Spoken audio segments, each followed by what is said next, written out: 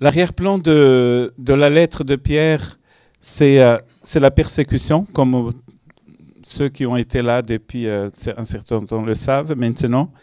Et nous avons chaque fois un clin d'œil pour nos frères et sœurs qui passent par les mêmes situations que ces personnes à l'époque de Pierre. Nous sommes à l'époque de Néron, le méchant empereur romain, qui apparemment a même mis le feu à Rome, et parce il avait envie de changer un peu, construire de nouveaux bâtiments, et apparemment il a dit que c'était les chrétiens qui l'avaient fait. Donc c'est un temps de beaucoup de persécutions, et aujourd'hui nous sommes arrivés à 1 Pierre 1, 21 à 23, et nous allons parler de l'amour. Agapé plus philéo. Par lui, vous croyez en Dieu, qu'il a ressuscité et lui a donné la gloire, de sorte que votre foi et votre espérance reposent sur Dieu. Vous avez purifié votre âme en obéissant par l'Esprit à la vérité, pour avoir un amour fraternel sincère. Aimez-vous donc ardemment les uns les autres d'un cœur pur. En effet, vous êtes nés de nouveau, non pas d'une semence corruptible, mais d'une semence incorruptible, grâce à la parole vivante et permanente de Dieu. Et nous avons un aimez-vous donc, et aimez-vous d'un amour sincère, amour fraternel d'ailleurs. Voilà, nous allons commencer par la personne de Jésus, parce que vous savez que Jésus a beaucoup parlé d'amour. Nous allons passer un petit peu par ce que Paul nous a dit sur l'amour. Et finalement, nous allons finir avec ce texte d'1 Pierre qui nous parle d'amour.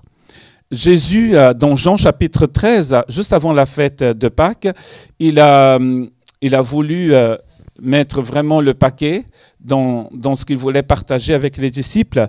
Nous sommes à plusieurs heures, à quelques heures de son arrestation et de la passion. Et Jésus va commencer ce dernier temps avec ses disciples avant la croix par un temps dans une chambre qu'avec les 12, on pense. Et il va commencer cette soirée avec le lavement des pieds, que vous connaissez bien. Et dans nos églises, on ne pratique plus ça, hein, on ne fait plus le lavement des pieds. Mais à l'époque de Jésus, ce n'était pas les chrétiens qui le faisaient, c'était tout le monde qui le faisait, parce que c'était ce qu'il fallait faire avant un repas. Parce que les gens arrivaient parfois de loin, il y avait de la poussière partout, ils étaient assis par terre pour manger, donc il fallait laver le pied. Et il avait un esclave, ou des esclaves qui faisaient cette tâche pas très facile, vous pouvez imaginer, hein, les pieds n'étaient pas très propres. Et donc quand Jésus le fait, ils vont être scandalisés, ils vont être même choqués. Parce que Jésus, pour eux, c'est un rabbin, et un rabbin qui lave les pieds, ça n'existe pas. Ils n'avaient jamais vu ça. C'est toujours des esclaves. Et apparemment, c'est souvent des esclaves qu'on voudrait humilier. Donc, on les mettait à porte pendant les repas pour laver les pieds des gens, des convives, des gens qui venaient au mariage, aux fêtes, au repas. Et donc, Jésus va surprendre ces gens en leur disant qu'ils devaient laver aussi les pieds les uns des autres.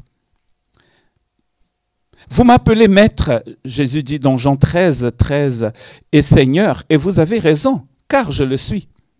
Si donc je vous ai lavé les pieds, moi, le Seigneur et le maître, vous devez aussi vous laver les pieds les uns des autres. Car je vous ai donné un exemple, afin que vous fassiez comme je vous ai fait. Bon, c'est écrit dans la Bible, donc commençons maintenant, avant le culte, à laver les pieds les uns des autres.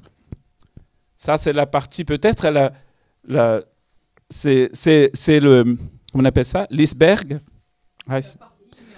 C'est la partie, non, c'est pas la partie émergée. Ça, c'est la partie qu'on voit. Parce que la partie immergée. C'est le immergé, oui. Là, c'est la partie immergée. C'est ce qu'on voit. Hein? Et. Ça, c'est la partie émergée. Et dans cette partie-là, c'est peut-être la partie la plus simple, parce qu'on peut laver les pieds des gens. Hein, on peut le faire, il n'y a pas de souci. Mais Jésus va montrer la partie immergée un peu plus bas, dans le même chapitre d'ailleurs. Regardez ce que Jésus dit, toujours chapitre 13, verset 34, juste avant ce repas. « Je vous donne un commandement nouveau. Aimez-vous les uns les autres.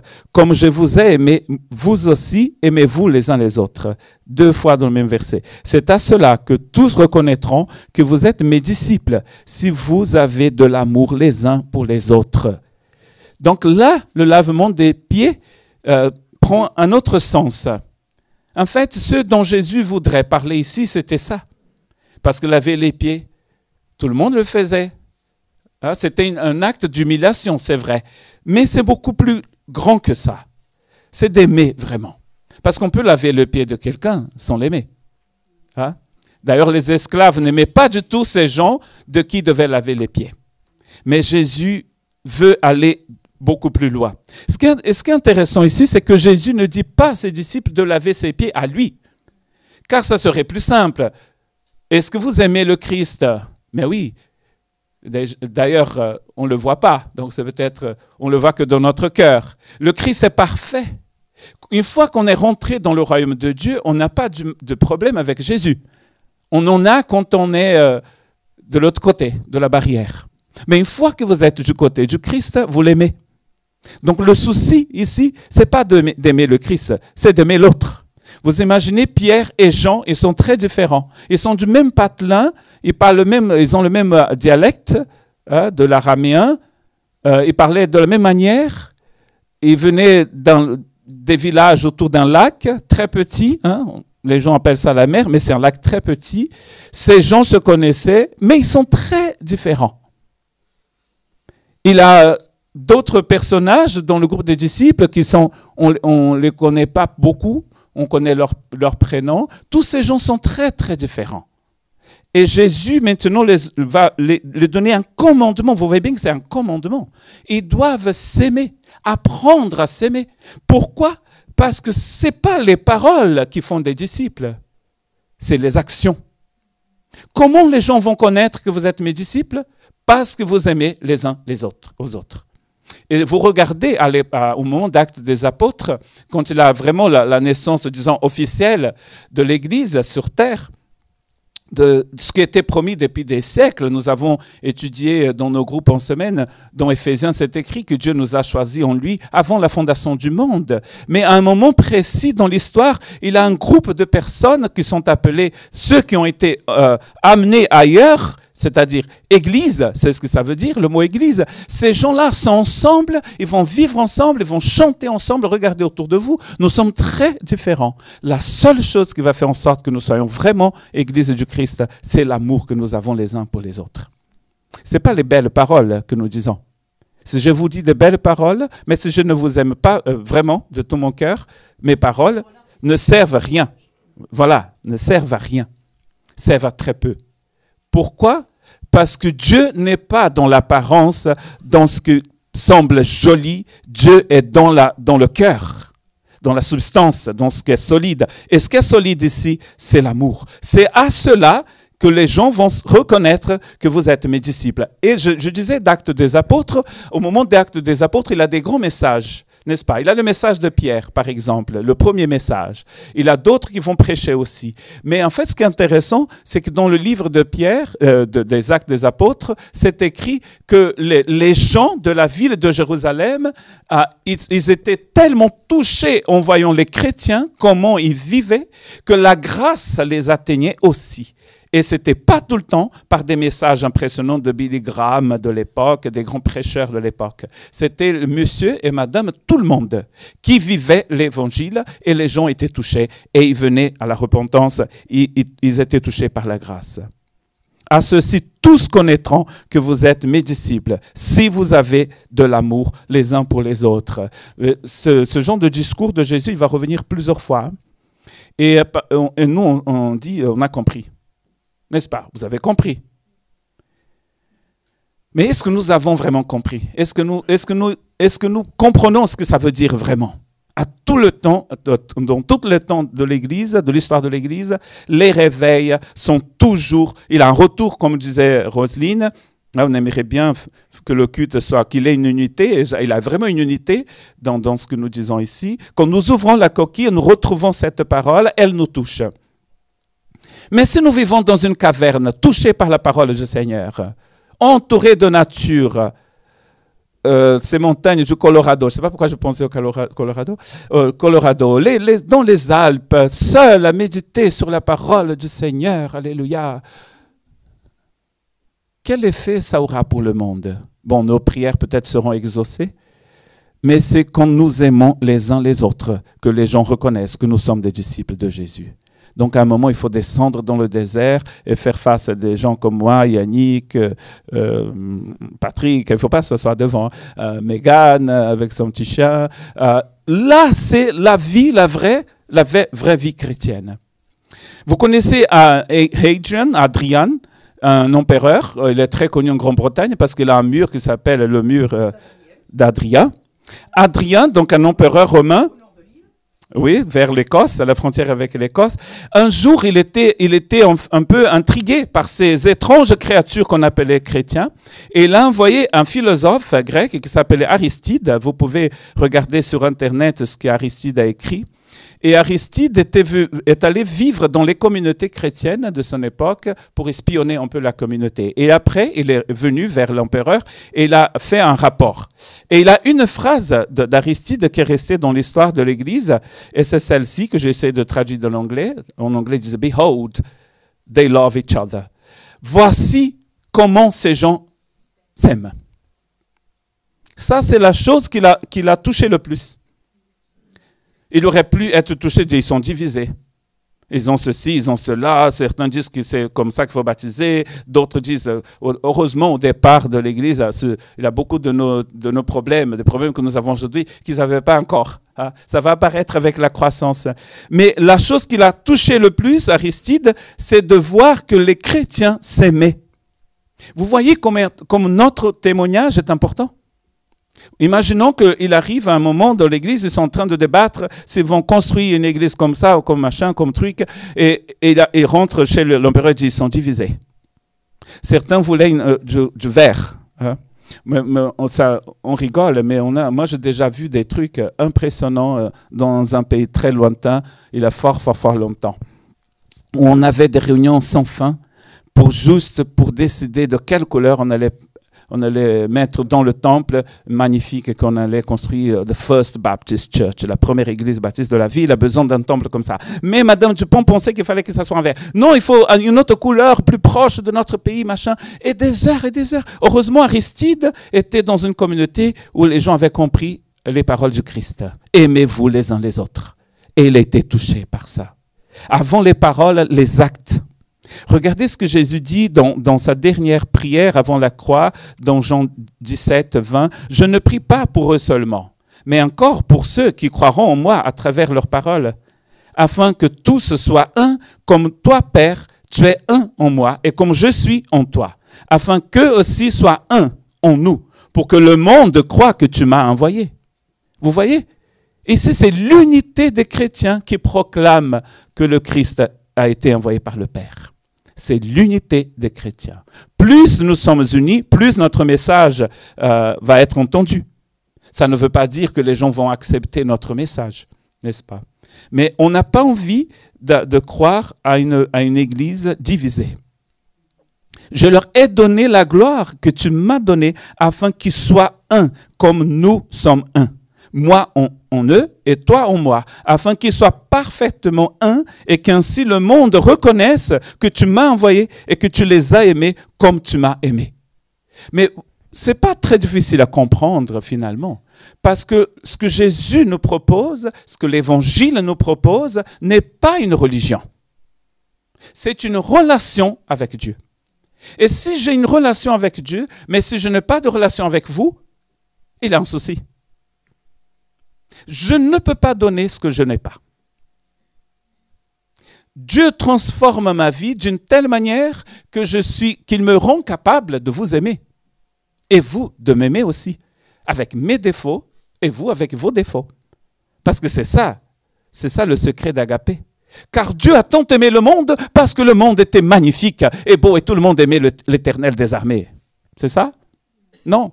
Car Dieu a tant aimé le monde qu'il a donné son Fils unique, afin que quiconque croit en lui ne périsse pas, mais qu'ils aient la vie éternelle, qu'ils aient la vie éternelle.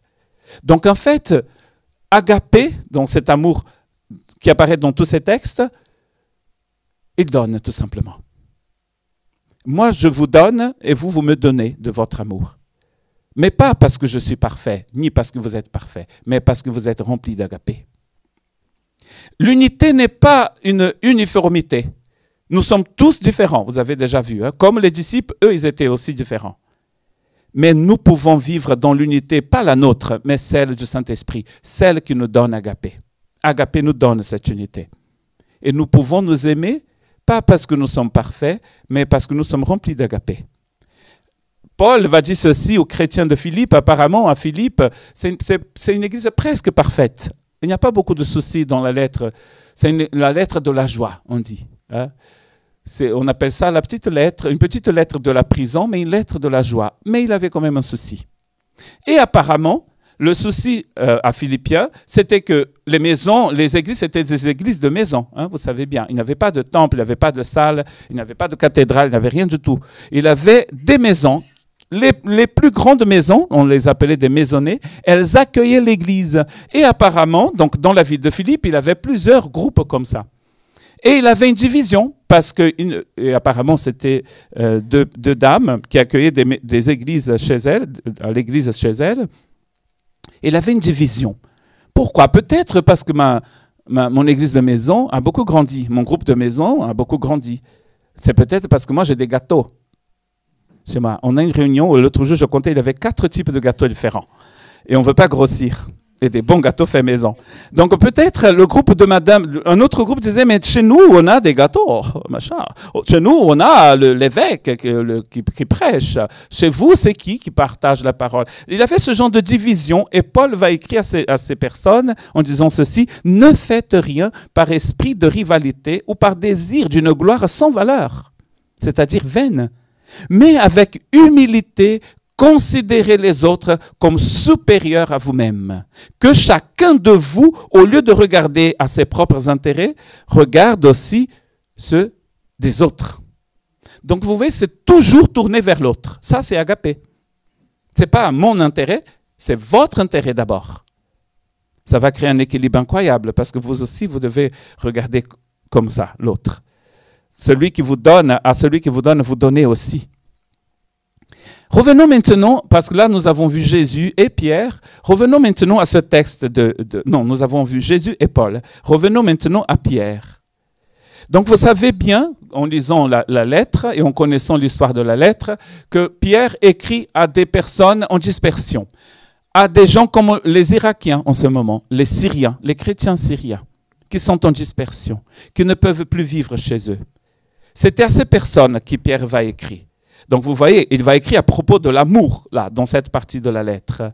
Pourquoi c'est important pour ces gens de comprendre ce que le Christ voulait dire, comme d'aimer les uns aux autres?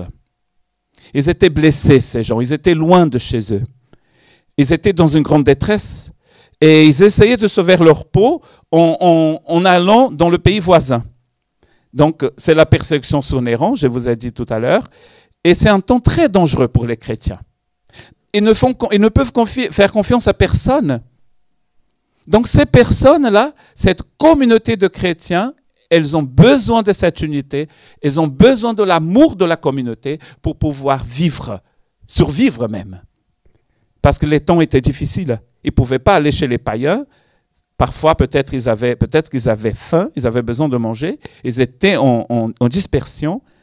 Et l'unité de l'Église, c'était aussi sa survie, la survie de ces personnes. Mais je vous ai dit une autre fois que d'une même manière, nous sommes aussi en dispersion. Parce que nous ne sommes pas chez nous, ici. Et vous allez dire, oui, pas chez ici, mais à Anglette, parce que moi j'habite à Anglette, à Bayonne. Nous sommes de passage sur cette terre. Et là, nous avons besoin de cette unité, de cet amour, nous tous. Nous avons vécu des moments où certaines personnes étaient malades, Donc, dans plusieurs groupes, ici au culte, nous avons prié pour ces personnes. Nous les accompagnons dans la prière parce qu'ils sont en détresse. D'autres cherchent un appartement, d'autres cherchent un job. Il y en a même qui cherchent une femme, un mari. C'est tout à fait bien de chercher. Et on prie pour ces personnes. On prie. Mais on peut prier pour les personnes pendant le culte, pendant la réunion et rentrer chez nous et passer à autre chose, n'est-ce pas? Mais nous pouvons aussi rester constamment en prière pour ces personnes, tout le temps. Là où personne à part Dieu nous voit. C'est gratuit. C'est gratuit. Faites ça cette semaine. Pensez à quelqu'un et priez pour cette personne tous les jours, entre vous et Dieu. Ça, c'est agapé. Agapé ne cherche pas son intérêt, il cherche celui de l'autre. Cette communauté en dispersion a besoin de cet agapé. Elle a besoin, c'est un besoin important pour elle. Car personne d'autre n'aimait ces chrétiens. Et Pierre, dans ce texte, nous allons trouver 3 choses qui vont aider cet encouragement, qui va aider cette unité, qui va aider la pratique d'agapé dans la vie de l'Église. Regardez le verset 22. Est-ce qu'on peut lire ensemble? Comme ça, personne ne dort. Pouvons lire le verset 22? Vous avez purifié votre âme en obéissant par l'Esprit à la vérité pour avoir un amour fraternel sincère. Aimez-vous donc ardemment les uns les autres d'un cœur pur. Ce qui est intéressant ici, c'est que agapé ne vient que par cette purification de notre âme. Agapé, c'est un cadeau divin. Vous ne pouvez pas hériter agapé de vos ancêtres, parce que selon le texte de la semaine dernière, tout ce que nous avons hérité de nos ancêtres, selon Dieu, était vain. Pas selon les hommes, hein, selon Dieu. Regardez qu'il a une obéissance à la vérité qui est très importante. C'est la locomotive ici, je dirais. Une obéissance à la vérité. Et c'est qui? C'est quoi la vérité? C'est Jésus la vérité. Ce n'est pas mon dogme baptiste ou le vôtre libriste réformé, c'est Jésus. Donc quand on part de ce principe-là, ça rend les choses plus simples, n'est-ce pas? Ce n'est pas moi, ce n'est pas vous qui avez raison. C'est Jésus la vérité. C'est la vérité ici qui va en fait, c'est un genre de locomotive, en fait. Et le reste va venir après.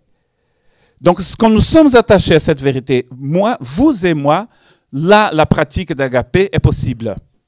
Parce que là, ce que nous touche ici, ce que nous unit, ce n'est pas mes convictions, ni les vôtres. C'est celle que Dieu nous a donnée par son Esprit Saint.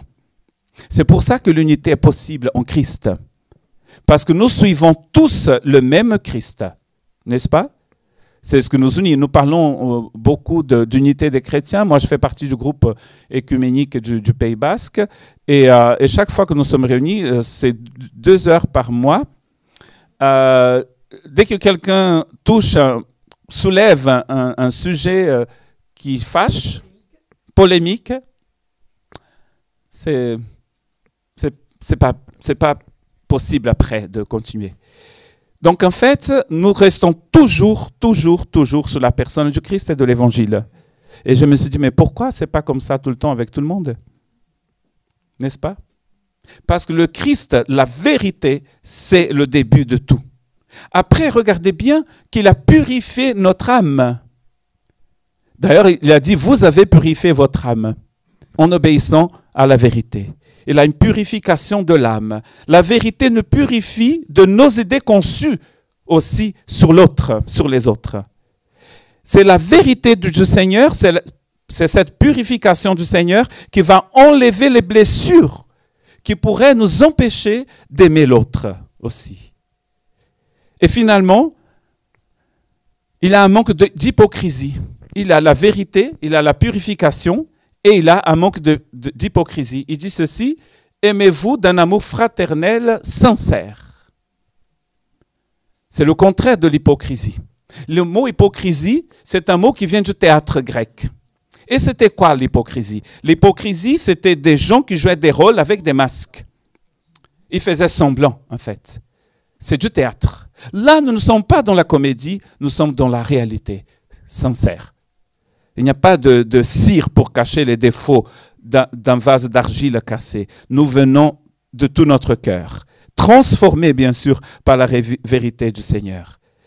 Agapé est toujours sincère. Agapé aime en dépit de des fautes. Il aime en dépit des blessures. Il aime en dépit de tout. Agapé. Lisez 1 Corinthiens 13 et vous allez voir que Agapé est parfait. Donc c'est ce qu'il nous faut. Mais ce qui est intéressant dans ce texte de Pierre, c'est que Pierre n'utilise pas qu'Agapé. Bien sûr, là, c'est écrit en français, vous ne pouvez pas le voir. Mais quand Pierre dit « Aimez-vous d'un amour fraternel », vous avez trouvé 22 ? Amour fraternel, là, Pierre va utiliser le mot philéos, amour, amitié, amour d'amis. Et là, aimez-vous donc ardemment, aimez-vous, c'est agapé. Donc on a un mélange d'amitié avec agapé ici, ce qui est très intéressant, ce que nous n'avons pas trouvé dans les textes de Paul. Donc pour Pierre, ce que Pierre était en train de dire à cette communauté de chrétiens persécutés, c'est qu'ils ont reçu agapé, mais c'est comme si agapé transformait l'amitié que ces gens pouvaient avoir les uns pour les autres. Un mélange d'agapé avec philéo. Agapé, c'est un amour désintéressé, un amour profond, constant.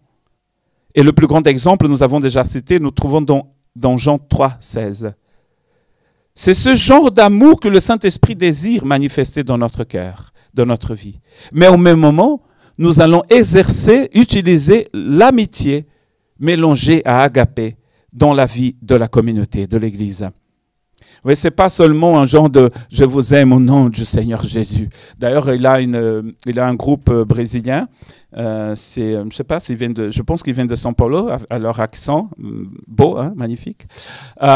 Et en fait, c'est un mec qui vient voir une fille et qui dit je t'aime ». Et la fille dit « oh, je t'aime au nom du Christ ». Elle dit, non, pas au nom du Christ. Est-ce que tu m'aimes? Oui, j'aime avec l'amour du Christ. Ah, il est en colère. Et il va voir une autre fille de l'église et dit, je t'aime beaucoup. Et la fille dit, je t'aime aussi avec l'amour du Christ. Elle dit, non, pas avec l'amour du Christ, avec ton amour. Elle dit, non, c'est avec l'amour du Christ. Donc, ce que le mec cherchait, c'était une épouse. Hein? N'est-ce pas, vous avez compris? Pas une sœur. Nous aimons avec agapé, mais c'est de l'amitié. C'est sincère. Vous voyez, c'est sincère. C'est pas « je vous aime au nom du Christ, alléluia ». Mais je passe à autre chose, je ne vous connais pas, je ne vous invite pas chez moi à manger avec moi, on ne va jamais au cinéma, on va jamais... En fait, développer des amitiés, des relations, des vraies relations d'amitié. N'est-ce pas? Des vraies relations. Allons à la plage ensemble. Jouons aux cartes ensemble. N'est-ce pas, Rosine? Ou n'importe, risque, je ne sais pas si vous jouez. Il faut que je vienne une fois. Comme tout à l'heure, Rosine a dit, il faut peut-être une réunion où nous puissions venir pour parler ensemble. Oui, il faut. Il me semble qu'il faut. Parce que si on ne se parle pas ensemble, si on ne se voit pas ensemble, si on ne va pas à la plage ensemble, au cinéma, on ne se fait pas de travaux les uns chez les autres ensemble, on ne peut pas se connaître. Et on va toujours nous aimer avec l'amour du Christ. Je vous aime avec l'amour du Christ. Mais est-ce que je vous connais? Est-ce que vous me connaissez? Est-ce que je connais votre détresse? Est-ce que je sais que vous avez besoin de quelqu'un pour faire des travaux? Est-ce que je sais que vous cherchez un appartement? Nous avons notre Madame Appartement, recherche d'appartement ici chez nous, n'est-ce pas, dans notre église. Et c'est super. C'est super. Il y a d'autres personnes qui font d'autres choses. Nous découvrons ça chez les bons vivants, n'est-ce pas? On passe du temps ensemble à manger. Mais on ne fait pas que manger. On parle aussi. On s'écoute. Vous voyez, il a agapé, mais il a aussi l'amitié qui est là. Ces chrétiens n'ont pas seulement besoin de paroles magnifiques. Je vous aime au nom de Jésus. Alléluia. Allez en paix. Mais non, la personne a faim. Est-ce que vous laissez votre ami avoir faim? Est-ce que vous priez pour votre ami si elle est malade? S'il est malade? Mais oui. Vous priez plus pour vos amis que pour des gens que vous ne connaissez pas en Chine. Si votre meilleur ami tombe malade d'un cancer, vous allez prier souvent pour elle. Parce que vous l'aimez. Vous avez une relation avec elle. C'est de ça dont Pierre parle ici. Elle est malade à l'hôpital. Oh, c'est mon amie, elle est malade à l'hôpital, je vais prier pour elle. Alléluia, que le Seigneur la bénisse. Non, vous allez y aller. Est-ce que vous offrez des fleurs aux personnes en Chine que vous ne connaissez pas? Non. Moi, je connais quelqu'un qui de temps en temps achète un chocolat très cher sur Internet et envoie vous savez qu'on peut envoyer du chocolat dans n'importe quel pays. Vous pouvez envoyer des fleurs dans n'importe quel pays. Et cette personne fait ça.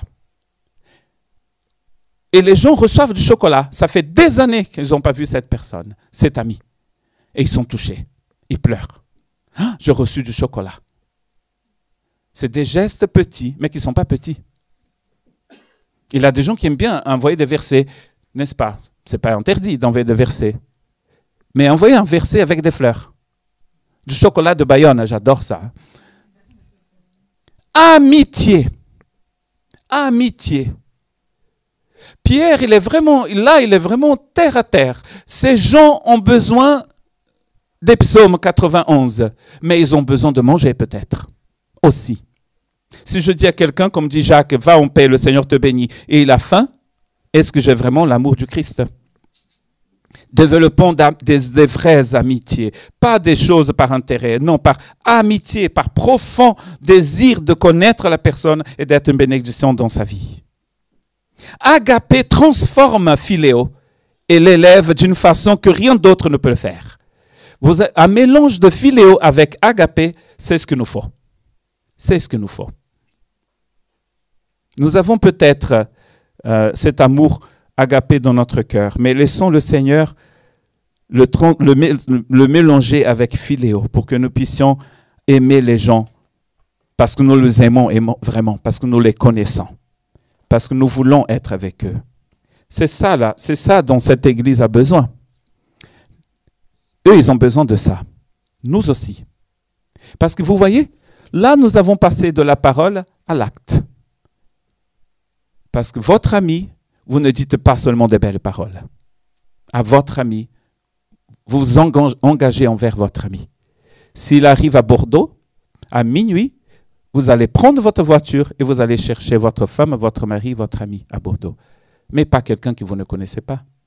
Peut-être pas, peut-être que oui. Peut-être que je me trompe.